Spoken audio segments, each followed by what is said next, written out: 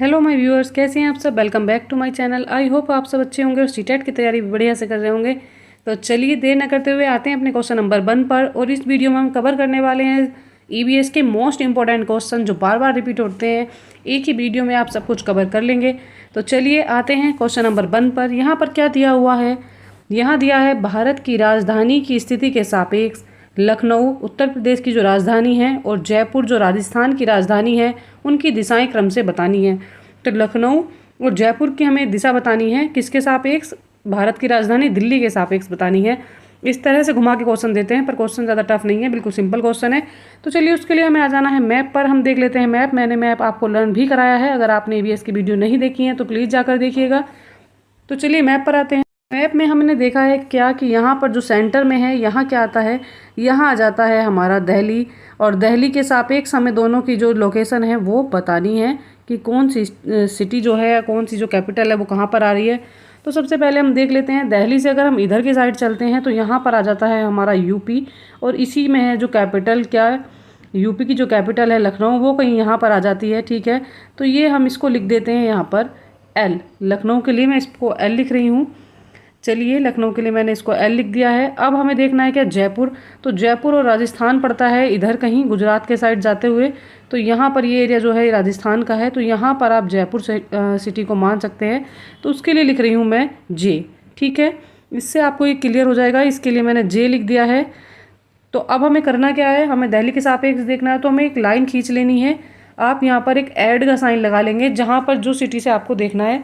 तो यहाँ पर इसके ऊपर के साइड क्या रहेगा, फिर ये हो जाएगा नॉर्थ, इसके अपोजिट में आएगा साउथ, और इधर के साइड आ जाएगा ईस्ट, और यहाँ पर आ जाएगी डायरेक्शन में वेस्ट। अब यहाँ पर जो डायरेक्शन बनती है ये नॉर्थ ईस्ट है, यहाँ की जो डायरेक्शन है ये क्या बन जाएगी, साउथ ईस्ट है, और ये क्या है, वेस्ट साउथ है, दक्षिण पश्चिम बोला जाएगा इसको। और यहाँ पर जो आएगी ये क्या आ जाएगी, यहाँ आ जाएगी दक्षिण उत्तर, या उत्तर दक्षिण की बोल सकते हैं आप इसको। तो चलिए हमें पहले दिल्ली के सापेक्ष लखनऊ देखना है। तो दिल्ली के सापेक्ष लखनऊ किधर आता है, ये आता है हमारा कौन सी डायरेक्शन में, ये आता है दक्षिण पूर्व की डायरेक्शन। ये दक्षिण और पूर्व की डायरेक्शन बोला जाता है। तो यहाँ पर आ जाएगा हमारा लखनऊ, ये है दक्षिण पूर्व की डायरेक्शन। उसके बाद देखते हैं हम जयपुर। तो जयपुर आता है हमारा कौन सा, दक्षिण पश्चिम की जो डायरेक्शन है इसमें। तो इस डायरेक्शन में हमारा आ जाएगा क्या, जयपुर आ जाएगा। चलिए इसको मैं ब्लैक से आपको दिखा देती हूँ। ये आ जाएगी हमारी दक्षिण पश्चिम की डायरेक्शन। तो हमें आंसर जो मिल गया है वो क्या है, चलिए अपने आंसर पर आ जाते हैं। यहाँ से हम आंसर देख लेते हैं कौन सा ऑप्शन हमारा करेक्ट हो जाएगा। यहाँ पर जो करेक्ट होगा वो होगा हमारा option number B. B is the right answer. यहाँ पर दिया हुआ है क्या, दक्षिण पूर्व और दक्षिण पश्चिम की डायरेक्शन में जो सिटी हैं आएंगी। ऑप्शन नंबर बी जो है ये करेक्ट है। चलिए आ जाते हैं नेक्स्ट पर। क्वेश्चन नंबर देखते हैं 2 में क्या दिया है। 2 में दिया है एक अध्यापिका की नियुक्ति महाराष्ट्र के एक विद्यालय में हुई है। वह भोजन के विषय में पढ़ा रही है तथा वह भरली बांगी का उदाहरण देती है जो कि एक व्यंजन है जो बना है। भरली बांगी क्या है ये बताना है, और ये व्यंजन किस चीज़ से बनता है हमें ये भी बताना है। तो ऑप्शन में दे रखा है छोटे छोटे भरवा बैंगन से बनाया जाता है, ये सादा दाल का दमपुख्त स्टू बोला जाता है, या ताजी पोम्फ्रेट मछलियों के द्वारा मलाईदार व्यंजन बनाया जाता है, या आलू गोभी तथा मटर की करी बनाई जाती है। तो यहाँ पर जो राइट आंसर हो जाएगा वो है हमारा ऑप्शन नंबर ए। ये छोटे छोटे भरवा बैंगनों से बनाया जाता है। इसे भरवा बैंगन या भरली बांगी के नाम से भी जाना जाता है। चलिए आते हैं नेक्स्ट पर। क्वेश्चन नंबर देखते हैं 3 में क्या दिया है। यहाँ पर दे रखा है पक्षियों के जो पंख होते हैं वो विभिन्न रंगों, आकार एवं माप के होते हैं। इनके जो पंख होते हैं इन्हें उड़ने में सहायता करते हैं, और तथा साथ में क्या क्या करते हैं। तो विभिन्न प्रकार का भोजन के लिए काम में नहीं आते हैं पंख, उन्हें गर्म रखते हैं, ये बात सही है। जो पंख होते हैं पक्षी उनमें क्या कर लेते हैं, हवा भर लेते हैं, और हवा की जो लेयर है उनकी बॉडी और पंखों के बीच में आ जाती है, जिससे उनकी बॉडी का टेम्परेचर बढ़ जाता है और वो उनको गर्म रखते हैं।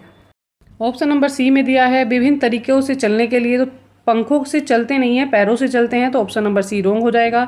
उन्हें जल सह बनाते हैं, अर्थात क्या करते हैं वो जल में उनकी मदद से क्या कर सकते हैं, तैर भी सकते हैं। तो यहाँ पर जो ऑप्शन नंबर डी है ये करेक्ट है, उन्हें जल सह भी बनाते हैं। डी और बी जो है करेक्ट है। चलिए ऑप्शन देख लेते हैं। बी सी करेक्ट है, नहीं बी सी करेक्ट नहीं है। देखते हैं next option. B D correct है। तो जी हाँ, बी डी का जो ऑप्शन है ये करेक्ट है। ऑप्शन नंबर बी करेक्ट हो जाएगा। बी सी डी करेक्ट है, ये रॉन्ग है।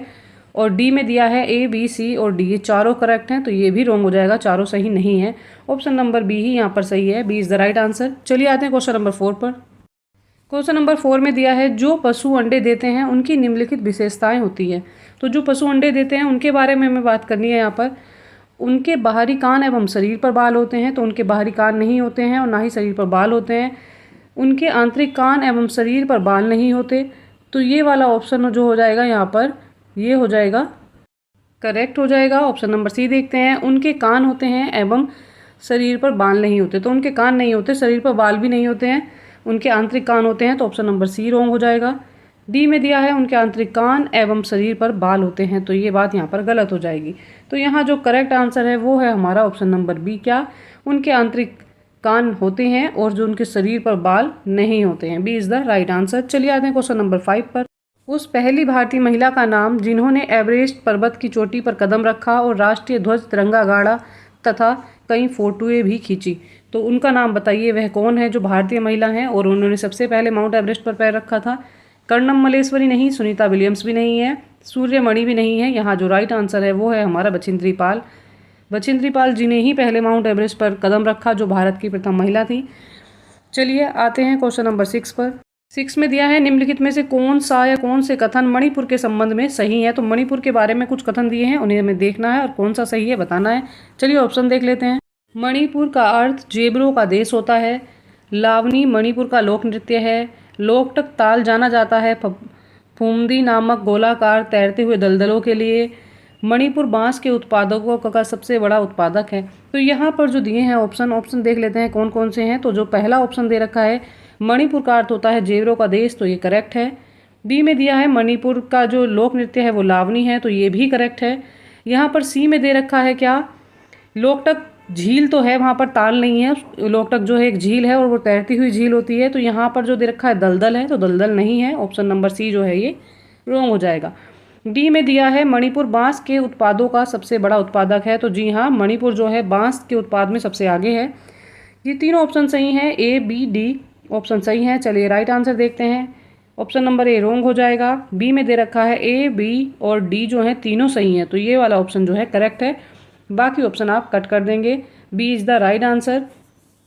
आते हैं नेक्स्ट पर, देखते हैं क्वेश्चन नंबर 7 में क्या है। तो यहाँ पर दिया है हाथियों के झुंड के बारे में निम्नलिखित में से कौन सा कथन सही है बताना है। तो हाथियों के बारे में कुछ कथन दिए हैं, उन्हें हमें पढ़ना और बताना है। यहाँ पर दे रखा है हाथियों के झुंड के बारे में निम्नलिखित कथन देखिए। उनके झुंड में हमेशा 2 या 2 से अधिक नर होते हैं, तो ये बात गलत है। हाथियों के झुंड में कोई नर हाथी नहीं होता है, कोई नर बड़ा हाथी नहीं होता है, बच्चे होते हैं। उनके झुंड के सारे नर हाथी होते हैं तथा हाथी के बच्चे मादा हाथियों के साथ रहते हैं। ऐसा नहीं है उनके झुंड में हाथी नहीं रहते हैं, हाथी झुंड से अलग रहते हैं। ऑप्शन नंबर बी भी गलत है। हाथी के बारे में मैंने एक डिटेल में आपको वीडियो कराई है ईबीएस के क्लास में, अगर आपने नहीं देखी है तो प्लीज़ प्लेलिस्ट में जाकर देख लीजिएगा। यहाँ पर दिया है नर हाथी झुंड के साथ 14 से 15 वर्ष की आयु तक रहता है, तो जी हाँ, जो नर हाथी का बच्चा होता है वो 14 से 15 वर्ष की आयु तक झुंड के साथ रहता है और जैसे ही वो बड़ा होता है, किशोर अवस्था में आता है, तो झुंड को छोड़ देता है। तो ऑप्शन नंबर सी जो है ये करेक्ट है। उनके झुंड में केवल मादा और हाथियों के बच्चे रहते हैं, तो ये पॉइंट भी सही है। हाथी के झुंड में मादाएं होती हैं और केवल बच्चे रहते हैं, तो यहाँ पर ऑप्शन नंबर डी भी करेक्ट है। चलिए राइट आंसर चूज़ कर लेते हैं, कौन सा है यहाँ पर। ए और बी ये गलत हो जाएगा, बी सी भी गलत है, सी डी वाला जो ऑप्शन है ये करेक्ट हो जाएगा। ऑप्शन नंबर सी और डी करेक्ट है, तो इसलिए सी ऑप्शन जो है ये राइट है। ऑप्शन नंबर ए डी तो ये रॉन्ग हो जाएगा, सी इज़ द राइट आंसर। चलिए आ जाते हैं नेक्स्ट पर। क्वेश्चन नंबर 8 में दिया है कक्षा 5 की पाठ्य पुस्तक में गोलकुंडा किले का मानचित्र दिया गया है। इस पर दाहिने नीचे की ओर पैमाना छपा हुआ है। पैमाने पर 1 सेंटीमीटर बराबर 110 मीटर दिखा रखा है।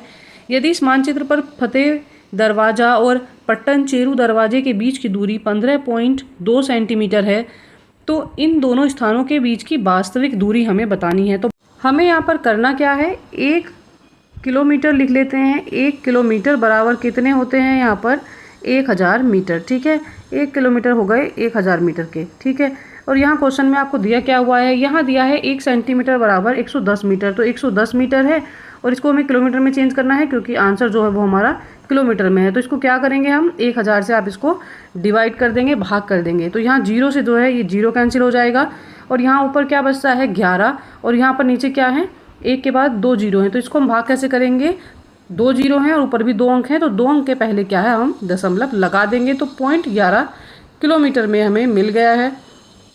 चलिए 1 सेंटीमीटर बराबर होता है 0.11 किलोमीटर। तो हमें क्या करना है, 15 सेंटीमीटर दिया है और इनके बीच की दूरी ज्ञात करनी है। तो कैसे करेंगे, 15.2 और मल्टीप्लाई कितना, 0.11 किलोमीटर से आप इसको मल्टीप्लाई कर देंगे। तो बराबर में जो आंसर आएगा आप इसकी मल्टीप्लाई कर सकते हैं। अगर आपको नहीं आती तो चलिए मैं इसको बेसिक से भी आपको समझा देती हूँ। 15.2 है और इसको मल्टीप्लाई करनी है 0.11 से। तो चलिए पहले हम 1 से करते हैं। 1 2 जा 2, 1 5 जा 5, 1 1 जा 1। दोबारा मल्टीप्लाई करेंगे तो क्या आएगा, यही आएगा 2 5 और 1। 1 से किसी को भी मल्टीप्लाई करें तो वही डिजिट आते हैं। तो चलिए ये हमारे पास आ गया है। अब हमें इसमें करना क्या है, हमें इसको ऐड कर लेना है। तो ऐड करेंगे आप इसको, 2 है 5 और 2 7 हो जाएगा, 1 और 5 6 होगा और 1 का 1 रहेगा यहाँ पर, ठीक है। अब पॉइंट आपको देखना है कहाँ लगाना है। तो पॉइंट के बाद 2 अंक हैं, 1 2 और 1 ये, तो कितने हुए, पॉइंट के बाद कितने, 3 अंक हो जाएंगे। तो पीछे से लास्ट से हम काउंट करते हैं 1 2 और 3, तो 3 अंक के पहले हम यहाँ पर पॉइंट लगा देंगे। तो हमारा जो आंसर आ जाएगा ये आ जाएगा 1.672। तो चलिए इतने किलोमीटर आ गया है। कौन से ऑप्शन में है ये, 72। ये ऑप्शन नंबर सी में है, सी इज़ द राइट आंसर। सी वाला जो ऑप्शन है हमारा करेक्ट हो जाएगा। चलिए आ जाते हैं नेक्स्ट पर, देखते हैं क्वेश्चन नंबर 9 में क्या दिया है। यहाँ पर दे रखा है, सोना की सहेली तारा मिजोरम से है। तारा को हिंदी बोलने में परेशानी होती है क्योंकि मिजोरम में बोली जाने वाली प्रमुख भाषाएं हैं। तारा की सहेली मिजोरम से और वो हिंदी नहीं बोल पा रही है। तो वहाँ कौन कौन सी भाषा बोली जाती हैं, खासी और असमी नहीं बोली जाती है, मेतेलान और अंग्रेजी भी नहीं, माओ और बंगाली भी नहीं। वहाँ पर मीजो, लुसेई और कुकी भाषा बोली जाती है। जो मिजोरम की भाषा है वो कौन कौन सी हैं, मीजो, लुसेई और कुकी। ऑप्शन नंबर बी जो है ये करेक्ट है। चलिए आते हैं क्वेश्चन नंबर 10 पर। यहाँ पर दिया हुआ है क्या, यहाँ दे रखा है, पेट्रोलियम तथा कोयले का अनवीनीकरणीय ईंधन कहा जाता है। इनको दोबारा से प्राप्त नहीं किया जाता, ये अनवीनीकरणीय ईंधन है। तो क्यों कहा जाता है, क्योंकि प्रदूषण फैलाते हैं, ऐसा नहीं है। वो चीज़ें दोबारा से रिसाइकिल नहीं हो सकती जो प्रदूषण फैलाती हैं, ऐसा कुछ नहीं है यहाँ पर। चलिए ऑप्शन बी चेक करते हैं। बी में दिया है महंगे हैं, तो महंगे की वजह से ऐसा नहीं कि इनको दोबारा से रिसाइकिल नहीं कर सकते। प्रभाजी आसवन के द्वारा प्राप्त किए जाते हैं, यह बनने में कई साल लगते हैं। तो जी प्रभाजी आसवन के द्वारा इन्हें प्राप्त नहीं किया जाता। ऑप्शन नंबर डी जो है ये करेक्ट हो जाएगा। इन्हें बनने में जो है कई साल लग जाते हैं, इसलिए इन्हें दोबारा से प्राप्त करने में मुश्किल होती है। ऑप्शन नंबर डी जो है ये करेक्ट है। चलिए आते हैं क्वेश्चन नंबर 11 पर।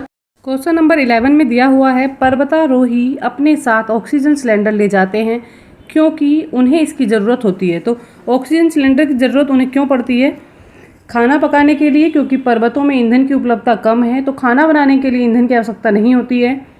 अपने को गर्म रखने के लिए उपस्थित ऑक्सीजन को जलाकर, तो ऑक्सीजन को जलाते नहीं हैं वे गर्म रखने के लिए। सांस लेने के लिए, क्योंकि अधिक ऊंचाइयों पर ऑक्सीजन की मात्रा कम होती है।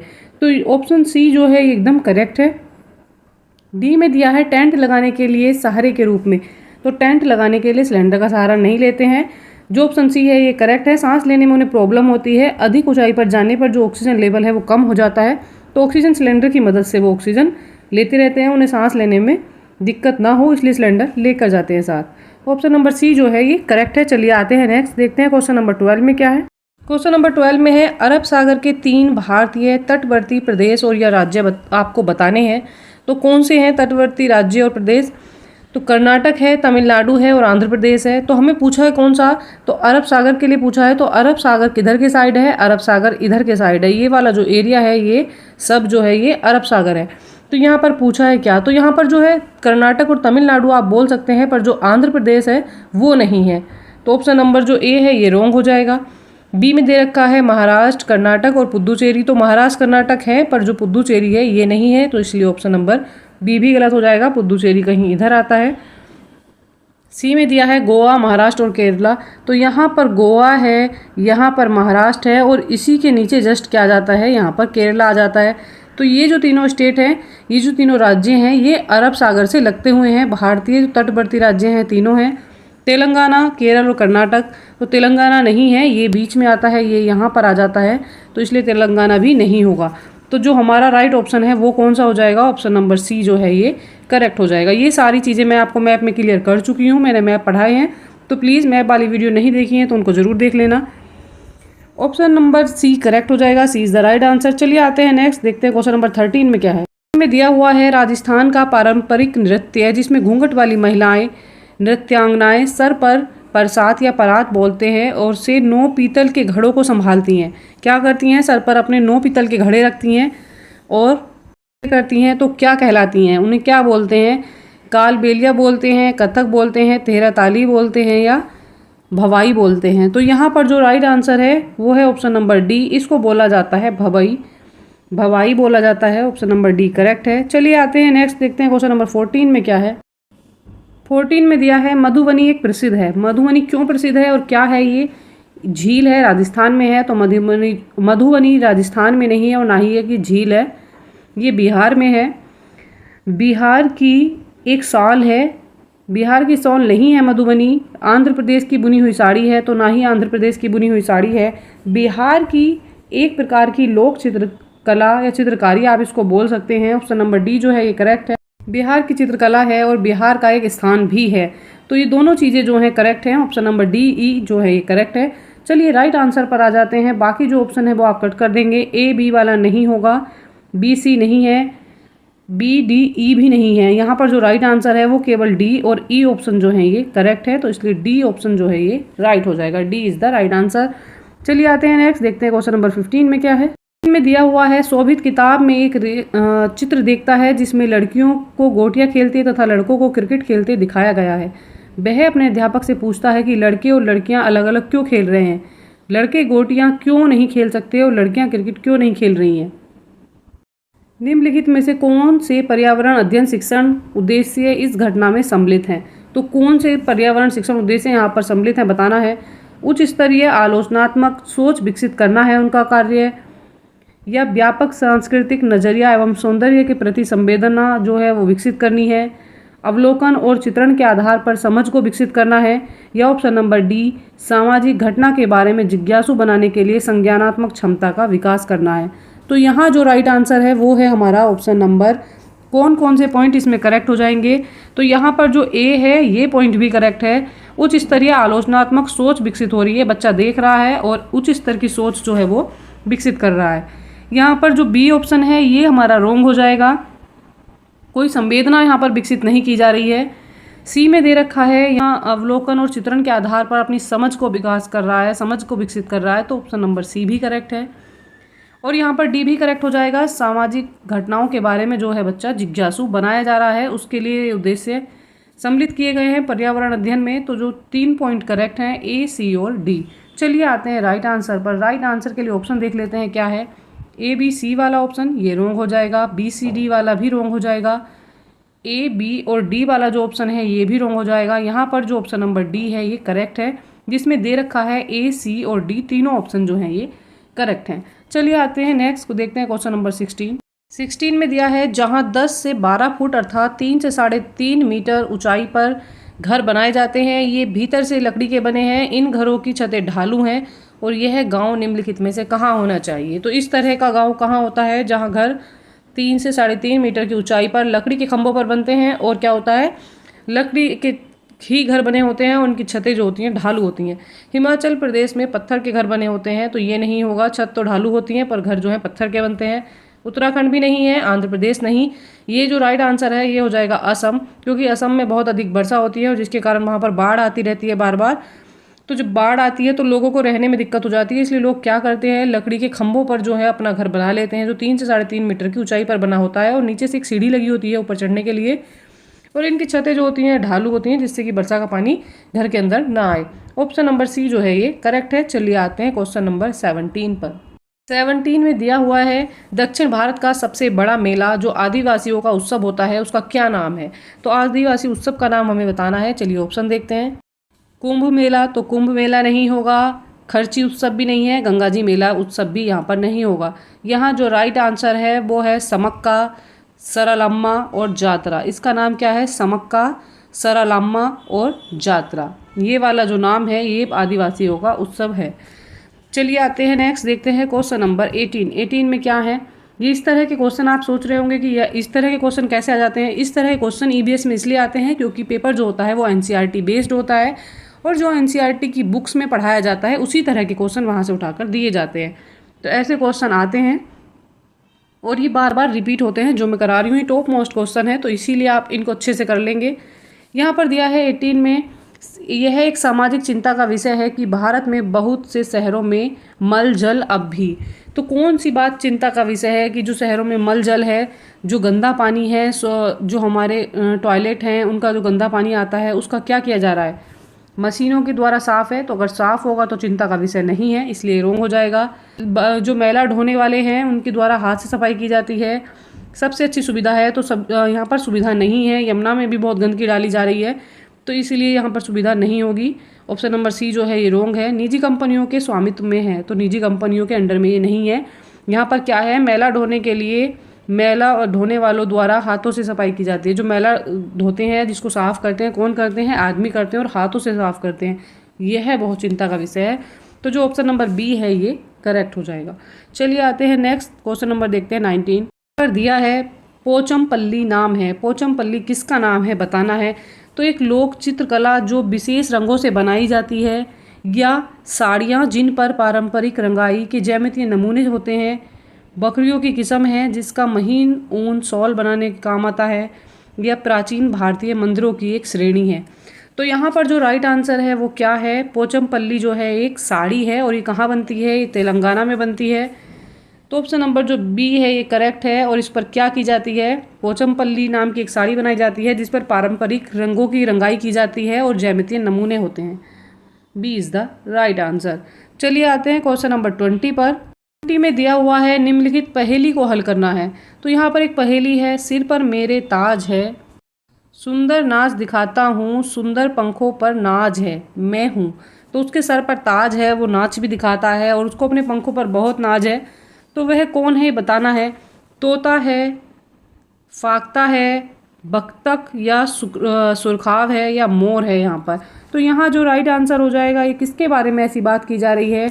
ये बात की जा रही है ऑप्शन नंबर डी, मोर के जो राष्ट्रीय पक्षी है हमारा, मोर की बात की जा रही है। उसके सर पर बहुत सुंदर ताज होता है, बहुत प्यारे से कलगी होती है, और क्या होता है, वह बहुत सुंदर नाच दिखाता है। उसके पंख जो हैं बहुत सुंदर होते हैं। तो ये मोर होता है, ये विशेषता जो है मोर की है। चलिए आते हैं नेक्स्ट 21 में देखते हैं क्या है। दमन व दीप की लोकप्रिय कला एवं शिल्पकारी कौन सी है? तो दमन व दीप की लोकप्रिय शिल्प कला और कला के बारे में बताना है, शिल्पकारी के बारे में बताना है।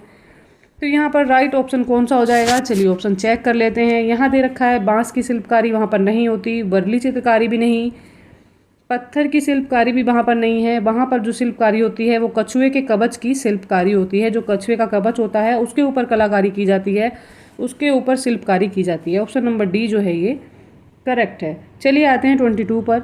यहाँ दिया हुआ है विटामिनों तथा खनिज लवणों का सूक्ष्म पोषक तत्व क्या है बताना है। तो विटामिन और खनिज लवणों के सूक्ष्म पोषक तत्व कौन से होते हैं? इनको केवल कृत्रिम संपूरकों द्वारा प्राप्त किया जा सकता है। इनकी कमी अभाव से विविध प्रकार के रोग हो जाते हैं। मनुष्य में इनकी आवश्यकता कम मात्रा में होती है। ये सभी खाद्य पदार्थों के महत्वपूर्ण घटक हैं। तो यहाँ पर जो सही है वो है हमारा ऑप्शन नंबर सी। मनुष्य के शरीर में जो है इनकी आवश्यकता बहुत कम मात्रा में होती है, पर आवश्यकता होती जरूर है।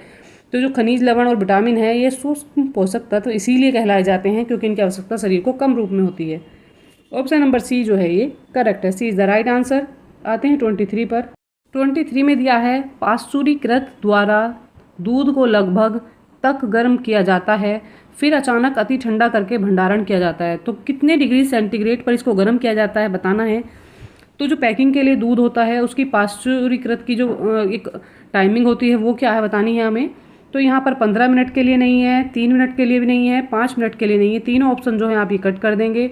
आप याद रखेंगे दूध को केवल 15 से 30 सेकंड के लिए करते हैं, मिनट के लिए नहीं, सेकंड के लिए 70 डिग्री सेंटीग्रेड पर गर्म किया जाता है और उसको अचानक से अति ठंडा करके उसका क्या किया जाता है, स्टोरेज किया जाता है, उसको भंडारित किया जाता है, पैकिंग की जाती है। ऑप्शन नंबर डी जो है ये करेक्ट है। चलिए आते हैं नेक्स्ट, देखते हैं 24 में क्या है। यहाँ पर क्या दिया हुआ है, यहाँ दे रखा है भौतिक विशेषताओं के आधार पर कद्दू के जो पौधे होते हैं उसमें किसमें वर्गीकृत किया जा सकता है, उन्हें किस कैटेगरी में रखा जा सकता है बताना है। यहाँ पर आरोही लता होती हैं, झाड़ी बोल सकते हैं, या बिसर्पी लता है, या साग हैं। तो ये साग भी नहीं है, झाड़ी भी नहीं है, आरोही ये लता भी यहाँ पर नहीं होंगी।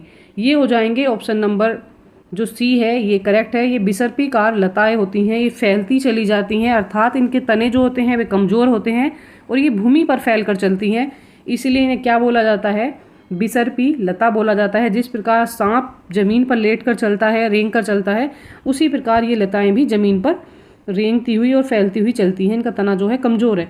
कुछ मजबूत तने की जो बेल होती हैं, जैसे अंगूर की बेल हो गई या मनी प्लांट की बेल हो गई, तो इनको क्या बोला जाता है? इनको आरोही लता बोला जाता है। पर यहाँ पर जो राइट आंसर है ये ऑप्शन नंबर सी है। चलिए आते हैं 25 पर। क्वेश्चन नंबर 25 में दिया है, उंगलियों से छूकर एवं महसूस करके जो पढ़ने की क्रिया है उसका प्रयोग किन लोगों के द्वारा किया जाता है? जो सुन नहीं सकते, जो बोल नहीं सकते, जो छू नहीं सकते या जो देख नहीं सकते।